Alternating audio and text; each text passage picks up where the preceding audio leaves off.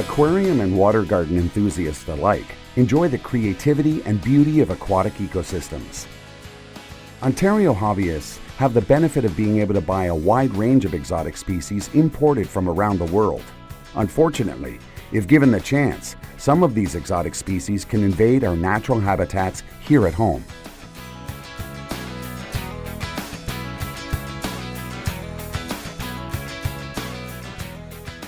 An exotic species is defined as a plant, animal, or microorganism, bacteria and viruses, introduced by human activity outside of their natural range.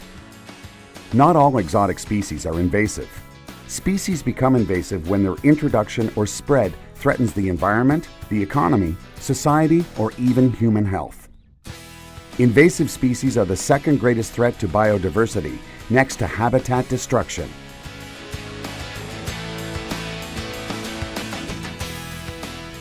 There are a number of ways in which exotic species could be introduced into new environments.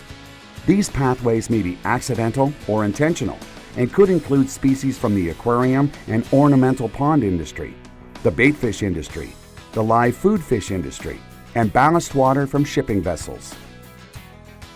Until recently, the primary pathway for the introduction of non-native aquatic species into the Great Lakes has been the release of ballast water from ships, accounting for over 75% of total introductions since 1970. However, since 2006, mandatory ballast water regulations have significantly reduced the risk of introductions via this pathway.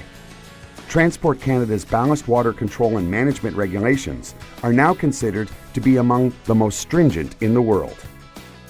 However, other pathways such as aquariums, water gardens, and ponds receive far less attention, as the consumer-based trade can also be a pathway for the introduction of aquatic invasive species in Canada.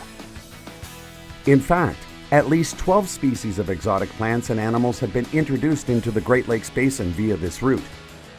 For example, water soldier, fanwort, and goldfish are now well established in Ontario and are having negative impacts on the lakes and rivers they've been introduced to. These organisms could be released through a number of activities, including the dumping of unwanted pets, mosquito and other insect control in stormwater management ponds, and a desire to naturalize these ponds, as well as ritualistic release during ceremonial practices. The likelihood of the release of organisms from ornamental ponds into the Great Lakes Basin is even greater due to our cold winters. Freezing temperatures can threaten pond fish, snails, and plants, and people are often more likely to release their pond species into the wild than to house them indoors for the winter. Dumping or flushing unwanted aquarium pets and plants may transfer diseases that are not removed during water treatment processes, or, depending on the sewer system, whatever you flush can be dumped directly into natural waterways. Releasing non-native organisms into the wild is also illegal. Invading species threaten Ontario's biodiversity, ecosystem function, resource availability, and human health, and have been recognized as a leading cause of native species becoming rare, threatened, or endangered. Ontario is home to many different species of animals, plants, insects, smaller organisms. Many of these organisms are threatened by invasive species that come in from outside the country.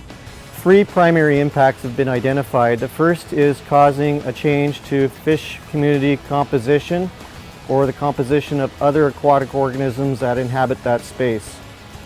There's also been negative changes associated with the ecological integrity of lakes, streams and rivers, and ponds. And that's typically because these species, once they become established, again dominate the environment and take over space that would normally be occupied by native species. In some cases, the introduction of these aquatic invasive species have also altered the quality of water for a lake or a stream, such as zebra mussel introduction into the Great Lakes has changed the composition of water quality, as well as changed the way that small fishes can feed within the water column of a warm water lake. Once they've become established, it can be extremely difficult and costly to eradicate introduced species. The control of invasive species is very costly.